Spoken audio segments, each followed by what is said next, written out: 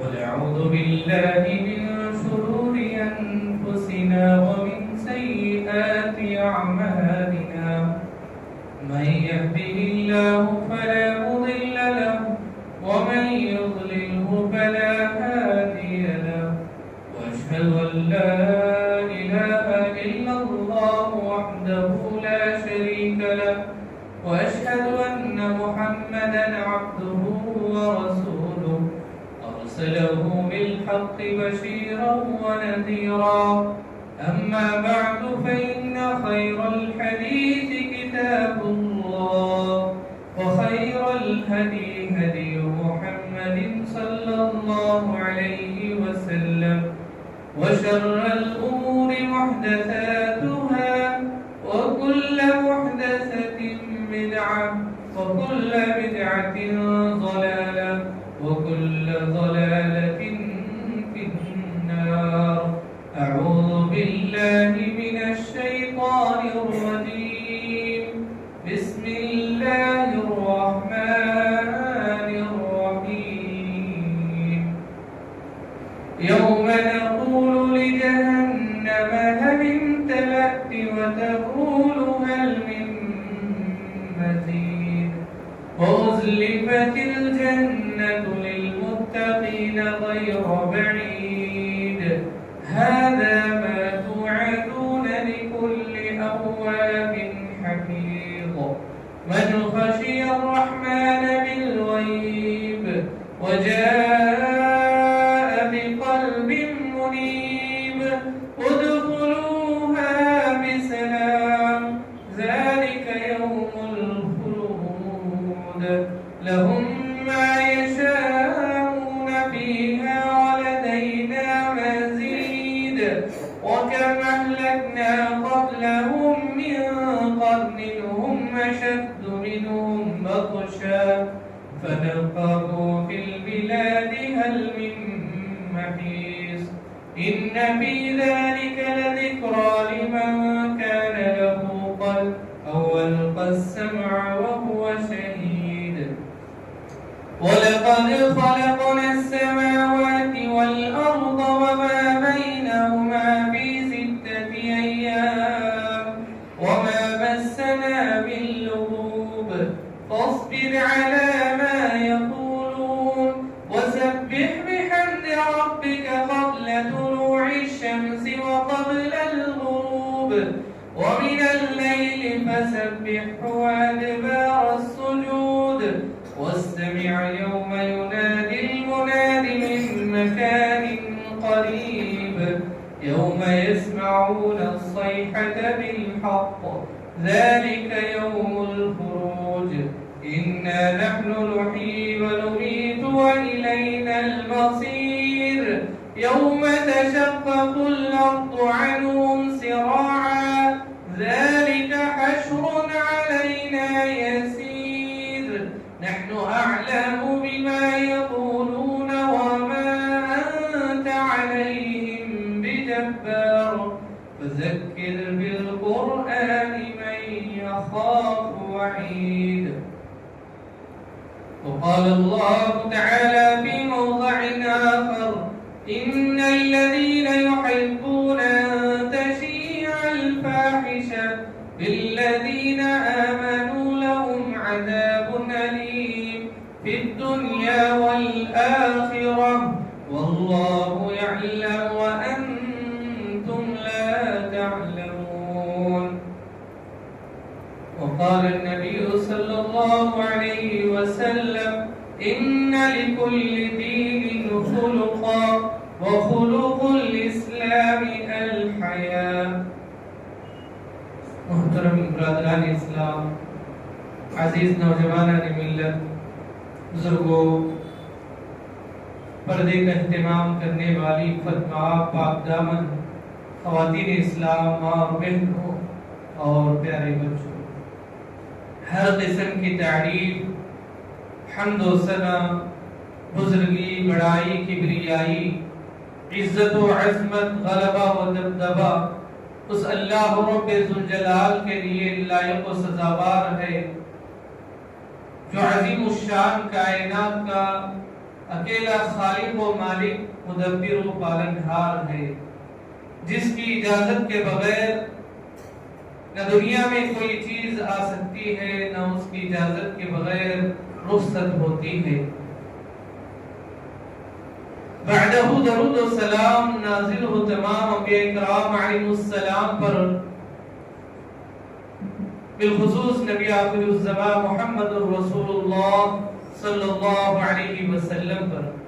اللہم صلی علی محمد وعلی آل محمد كما صليت على إبراهيم وعلى آل إبراهيم إنك حميد مجيد اللهم بارك على محمد وعلى آل محمد كما باركت على إبراهيم وعلى آل إبراهيم إنك حميد مجيد۔ معزز حاضرین جمعہ،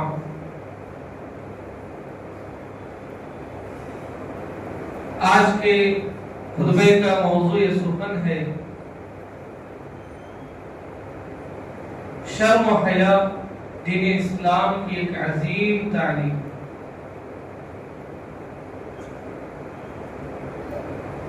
اللہ کے نبی صلی اللہ علیہ وسلم نے حدیث میں ارشاد فرمایا، ان لکل دین خلقا، بے شک ہر دین کے لیے چند اخلاق و آداب ہیں، وخلق الاسلام الحیا، اور اسلام کے اخلاق حیا ہے، پاک دامنی ہے۔ اللہ سبحانہ وتعالی نے سورہ نور کے اندر یہ فرمایا، ان الذین یحبون ان تشیع الفاحشہ، بے شک جو لوگ لوگوں کے درمیان برائی کو پھیلانا پسند کرتے ہیں، تو اللہ نے یہ کہا ان لوگوں کے لیے دنیا اور آخرت میں دردناک عذاب ہے۔ اور اللہ تعالی وہ جانتا ہے جو کچھ تم نہیں جانتے۔ اور اللہ کے نبی صلی اللہ علیہ وسلم نے حدیث میں یہ بھی ارشاد فرمایا، الایمان بضع وسبعون شعبہ افضلها قول لا الہ الا اللہ، ایمان کے 70 یا اس سے بھی زیادہ شاخیں ہیں، سب سے افضل شعبہ لا الہ الا اللہ کہنا ہے، وَأَدْنَاهَا إِمَاتَةُ الْأَذَى عَنِ الطَّرِيقِ، اور اس میں سب سے ادنا اور نچلا درجہ راستے سے تکلیف دینے والی چیزوں کو ہٹا دینا ہے۔ وَالْحَيَاءُ شُعْبَةٌ مِّنَ الْإِيمَانِ، اور حیا بھی ایمان کا ایک حصہ ہے۔ اور اللہ کے نبی صلی اللہ علیہ وسلم حدیث میں بھی ارشاد فرماتے ہیں، ما كان الحیاء فی شیء الا زانہ، جس چیز کے اندر بھی حیا ہوتی ہے، شرم ہوتا ہے، اس کے اللہ تعالیٰ اس کے اندر مزید زینت دار بنا دیتا ہے، خوبصورتی اس کے اندر اللہ پیدا کر دیتا ہے۔ اور جس چیز کے اندر، جس انسان کے اندر حیا نہیں ہوتی، جو انسان بے حیا ہوتا ہے، یقیناً وہ معاشرے کا رذیل انسان ہوتا ہے۔ اور اللہ کے نبی صلی اللہ علیہ وسلم نے ایک مرتبہ لوگوں کے درمیان ایسی چیزیں دیکھی تو فرمایا، اذا لم تستحی فاصنع ما شئت، اگر تمہارے اندر ذرا برابر بھی شرم و حیا باقی نہیں ہے تو جو چاہے کر گزرو۔ لیکن اسلام کی عظیم تعلیمات میں سے ایک عظیم تعلیم یہ بھی ہے کہ ایک انسان با حیا رہے، حیادار بنے، بے حیائی کے کاموں سے اپنے دامن کو ہمیشہ بچائے رکھے۔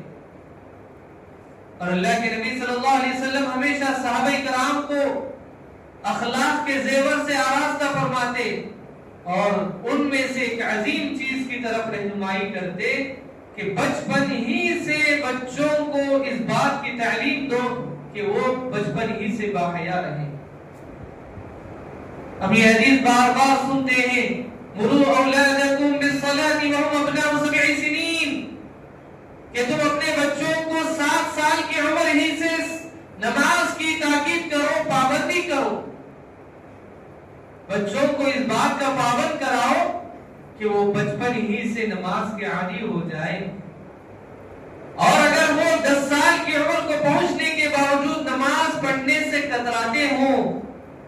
تو اللہ کے نبی نے کہا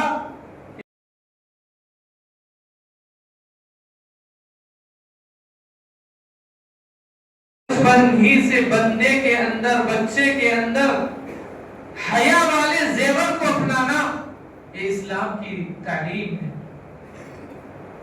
معزز حاضرین، ایک آدمی بے حیا ہوتا ہے، بے غیرت ہوتا ہے، اس کے اندر اخلاق نہیں ہوتے تو وہ ہر کام کرنے کے لیے آگے بڑھتا ہے، آگے بڑھ جاتا ہے، کتراتا نہیں ہے۔ لیکن اللہ کے نبی صلی اللہ علیہ وسلم نے یہ بھی فرمایا کہ تم جب بازار سے گزر رہے ہو، بازار کے اندر بھی اپنی نگاہوں کی حفاظت کرنا۔ کیوں؟ کہا کہ العینان تزنیان، کہ آنکھ کا بھی زنا ہوتا ہے۔ آنکھ کا زنا یہ ہے کہ آدمی اپنے آنکھوں سے بری چیزوں کو دیکھے، ایسی نظر سے دیکھے کہ جس کی وجہ سے برائی لازم آ جاتی ہو، اس کی وجہ سے ایک انسان گناہ کی زد میں آتا ہے۔ بری نیت کے ساتھ بری چیز کو دیکھنا بھی گناہ قرار پاتا ہے۔ اسی لیے جب بازار میں چل رہے ہوں تو نگاہوں کی حفاظت لازمی ہے۔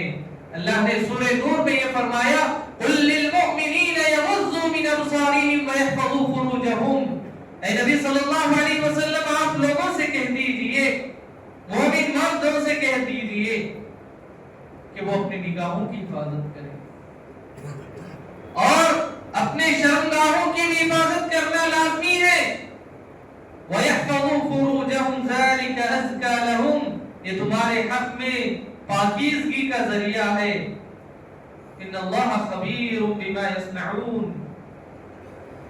اللہ تعالی تمام انسانوں کے اعمال سے بخوبی باخبر ہے، واقف ہے، وہ جانتا ہے۔ اور اللہ کے نبی صلی اللہ علیہ وسلم نے ہمیں تعلیمات دی ہے کہ ہم اپنے نگاہوں کی حفاظت کریں۔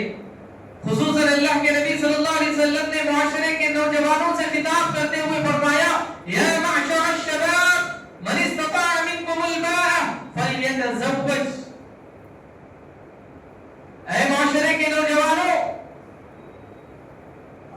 تم میں سے اگر کوئی آدمی نکاح کرنے کی قدرت رکھتا ہو، طاقت رکھتا ہو، تو اسے چاہیے کہ وہ اپنی نکاح کر لے۔ ومن لم يستطع فعليه بالصوم، اور جو استطاعت نہیں رکھتا اسے چاہیے کہ وہ روزوں کا اہتمام کرے۔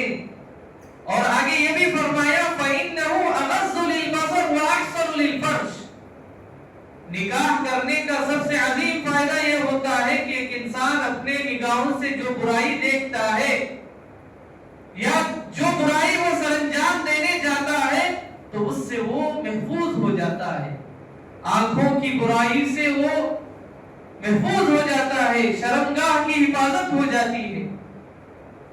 ہم روزانہ کئی ایسے واقعات سنتے اور دیکھتے ہیں، اخبار میں پڑھتے ہیں کہ کئی ایسے نوجوان جو برائی کے عادی بن چکے ہیں، چاہے وہ نشاور چیزوں کا استعمال کیوں نہ ہو یا چاہے وہ غلط تعلقات قائم کر کے برائی کا ارتکاب کیوں نہ ہو،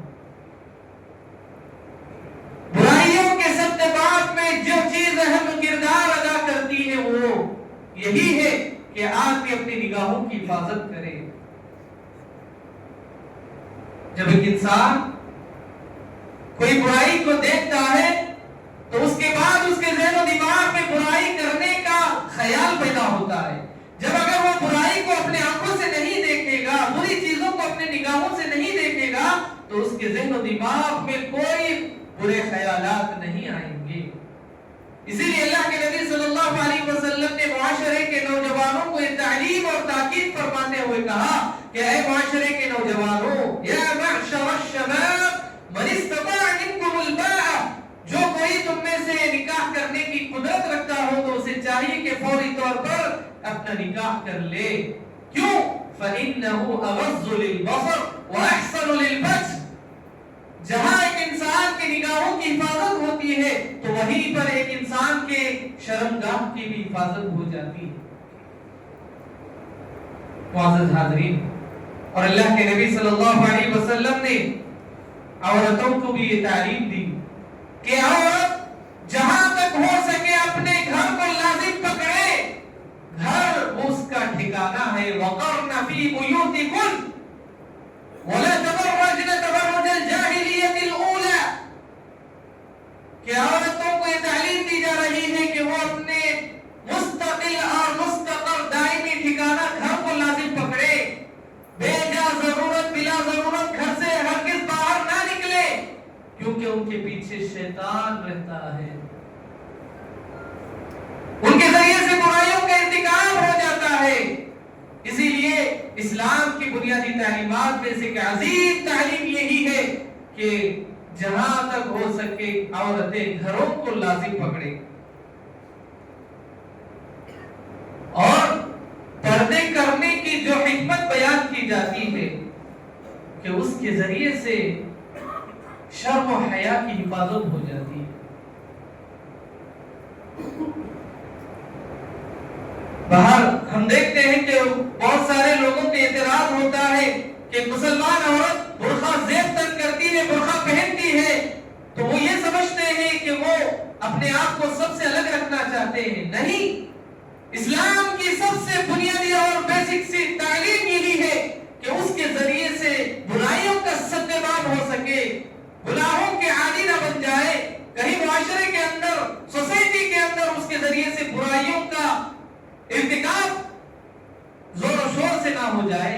اللہ سبحانہ و تعالیٰ برائیوں کو ختم کرنے کے لیے اللہ نے سب سے پہلے جو چیز رائج کر دی، لوگوں کے درمیان اس چیز کو بند کر دیا کہ لوگ اس کی طرف نظر اٹھا کر ہی نہ دیکھیں، برائی کرنے کے لیے انسان سوچے ہی نہیں۔ وَقَرْنَ فِي بُيُوتِكُنَّ وَلَا تَبَرَّجْنَ تَبَرُّجَ الْجَاهِلِيَّةِ الْأُولَى۔ بنی اسرائیل کے فتنے کا سب سے پہلا جو فتنہ پیش آیا وہ عورتوں کا فتنہ تھا۔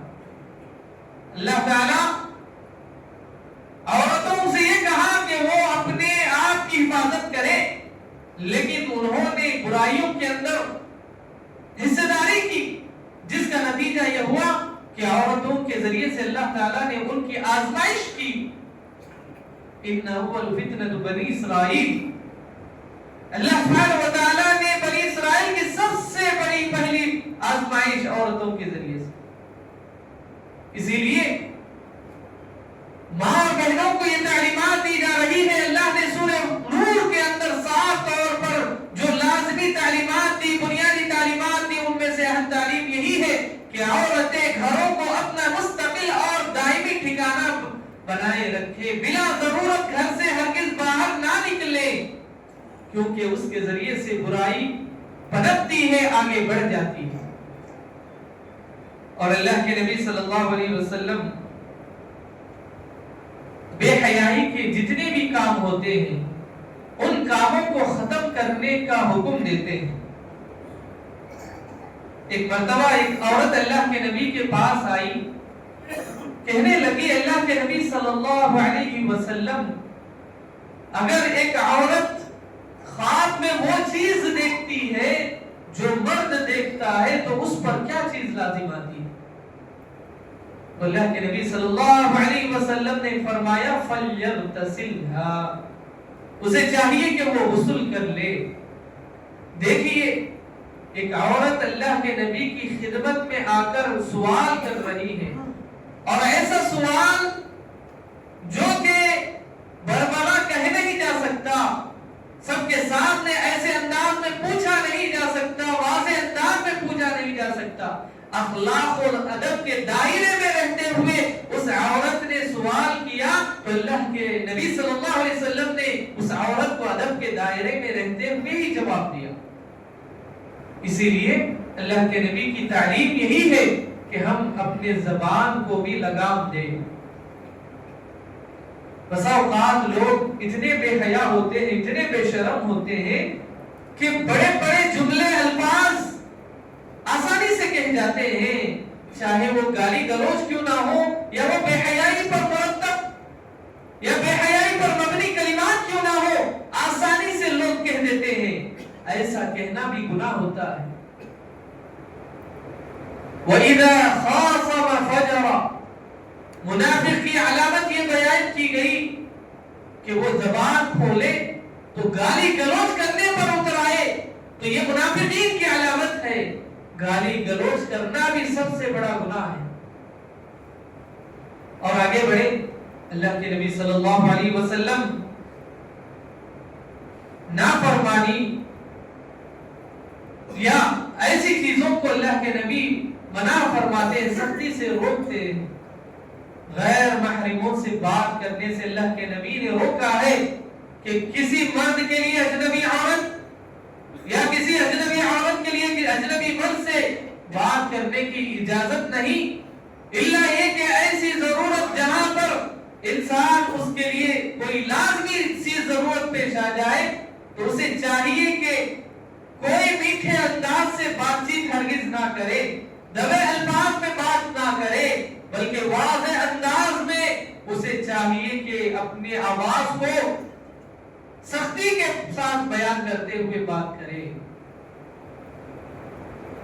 اور اللہ کے نبی صلی اللہ علیہ وسلم نے خاص طور پر ایسے لوگوں کو منع کرتے ہوئے کہا کہ کوئی عورت لا تباشر المرأة فتتبعها لزوجها كأنه ينظر إليها.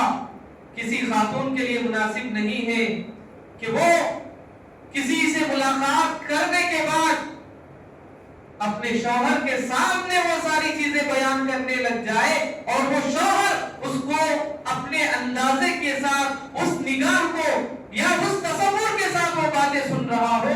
ایسی باتیں کہنا ایک عورت کے لیے مناسب نہیں ہے.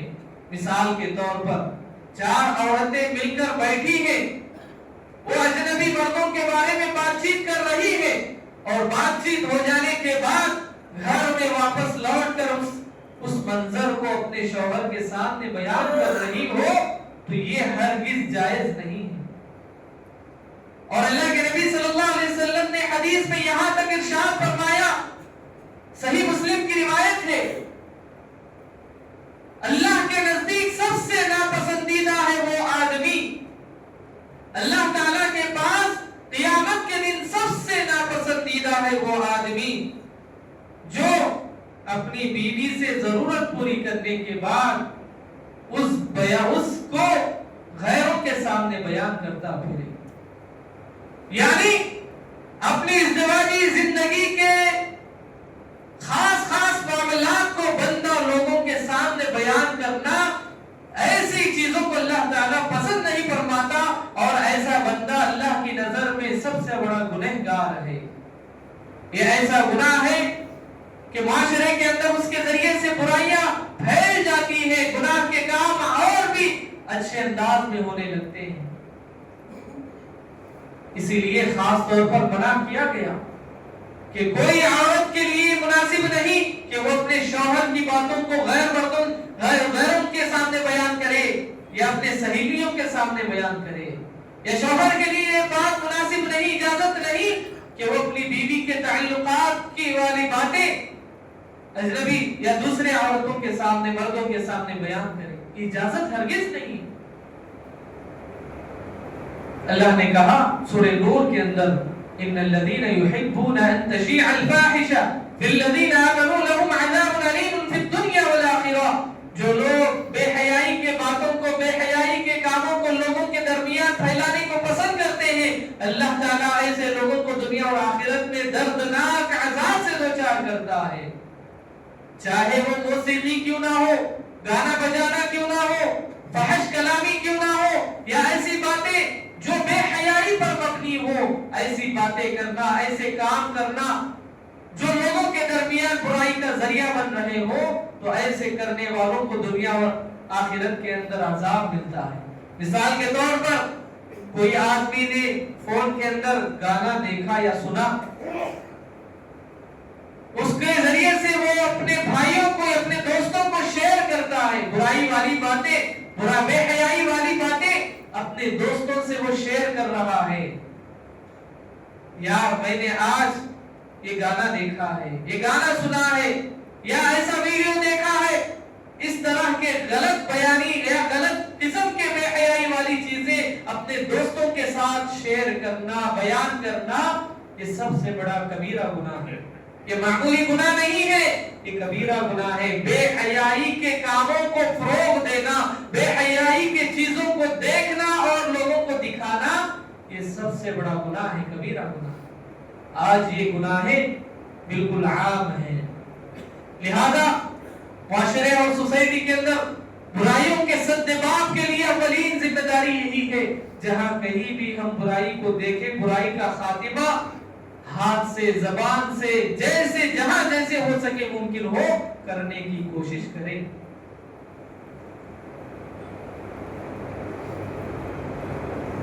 میاں بیوی کے درمیان جو تعلقات میں کمی آتی ہے یا عاشقانہ جو تعلقات قائم ہوتے ہیں وہ اسی بے حیائی کی وجہ سے ہے. مخلوط تعلیم کا بہترین اثر انسانی زندگی پر ہوتا ہے. آج کو ایجوکیشن کے ذریعے سے جو نتائج اور اثرات خطرناک مرتب ہو رہے ہیں وہ یہی ہے کہ بے حیائی اور عریانیت والی چیزیں جب تک ایک بچی یا لڑکا ہمارے گھروں کے اندر ہوتے ہیں، محفوظ و مامون ہوتے ہیں، ان کا ایمان، ان کا دین صحیح سلامت رہتا ہے.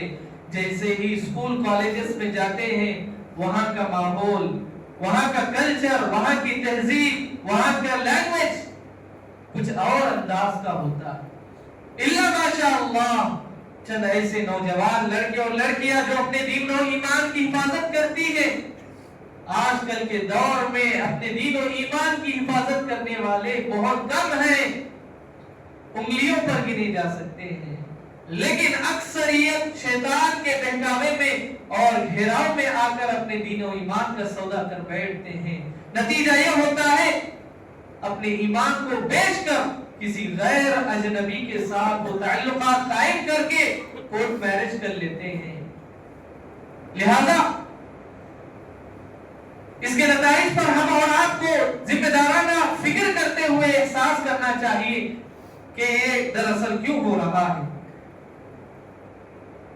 اور معزز حاضرین، اللہ کے نبی صلی اللہ علیہ وسلم یہ فرما رہے ہیں میری امت کے ہر آدمی کی مغفرت ہو سکتی ہے سوائے اس آدمی کے جو علانیہ برائی کرتا ہے، برملا برائی کرتا ہے، لوگوں کے سامنے برائی کرتا ہے، لیکن برائی کرنے کے بعد اللہ تعالیٰ اس کی برائی پر پردہ ڈال چکا ہوتا ہے، لیکن صبح ہونے کے بعد کیا کرتا ہے؟ وہ اپنے دوستوں کے ساتھ مجلس میں بیٹھ کر اس برائی کو پوری مزے لے لے کر بیان کرتا ہے اور اس کے دوست بھی اس کے باتوں کو پورے مزے کے ساتھ سنتے ہیں. تو اللہ کے نبی نے فرمایا کہ یہ وہ آدمی ہے جو امت کا سب سے برا آدمی ہے، لیکن اللہ تعالیٰ اس کی مغفرت نہیں کرے گا. ایسی برائیاں جس پر اللہ کی جانب سے پردہ ڈال دیا گیا، لیکن اس برائی کو بھی ایک انسان لوگوں کے سامنے پورے مزے لے کر واضح انداز میں دوستوں کے سامنے بیان کر رہا ہے، تو یقین مانیے ایسا بندہ کبھی مغفرت کا حقدار نہیں ہو سکتا.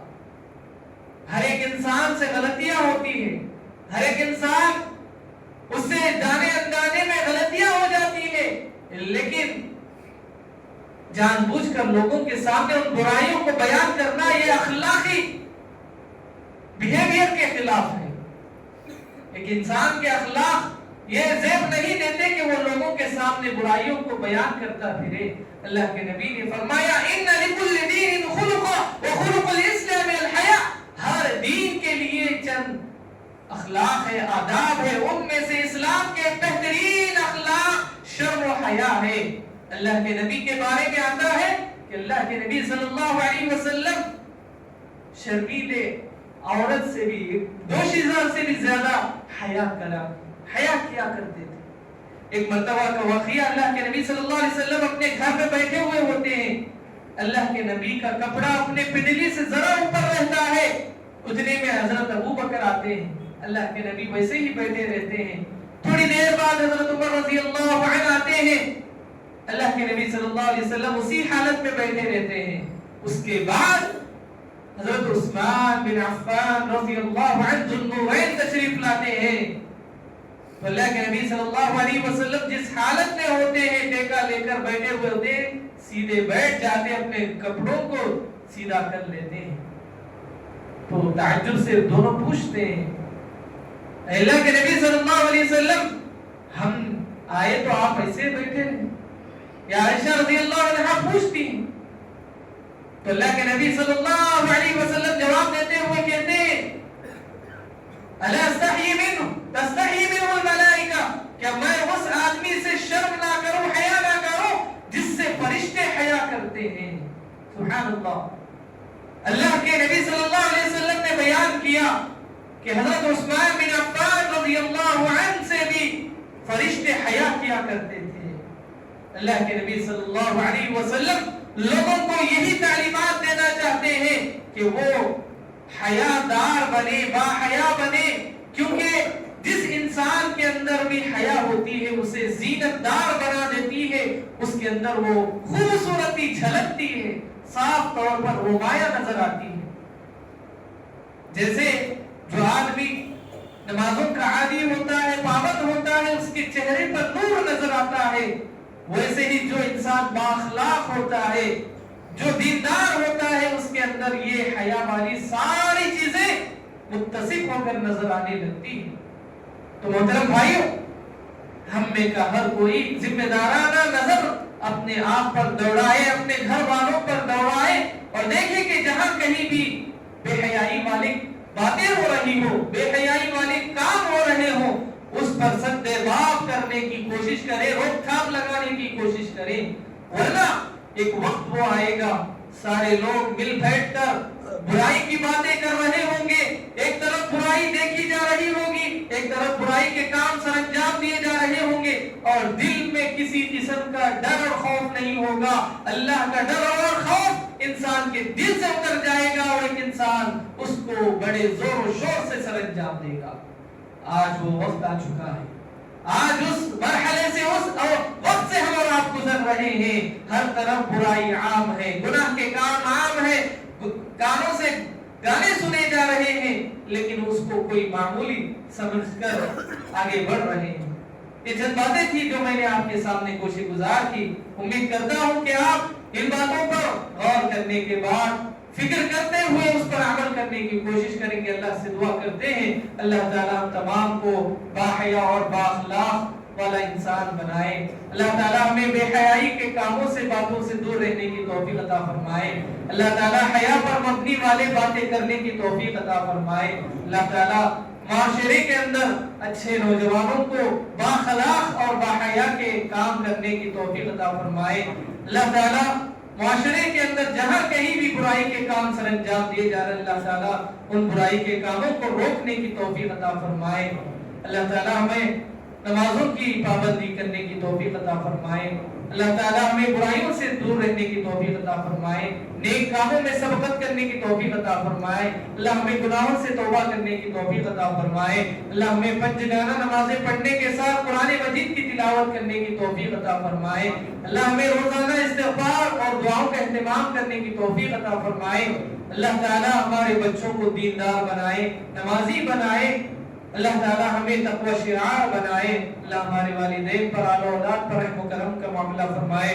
اللہ تعالیٰ قبر والوں کو قبر کے نور سے منور فرمائے. اللہ تعالیٰ بیماروں کو شفا عاجلہ کاملہ نصیب فرمائے. قرض داروں کو اللہ قرضوں سے نجات عطا فرمائے. آخرت کے مراحل اللہ سب کے لیے آسان فرمائے.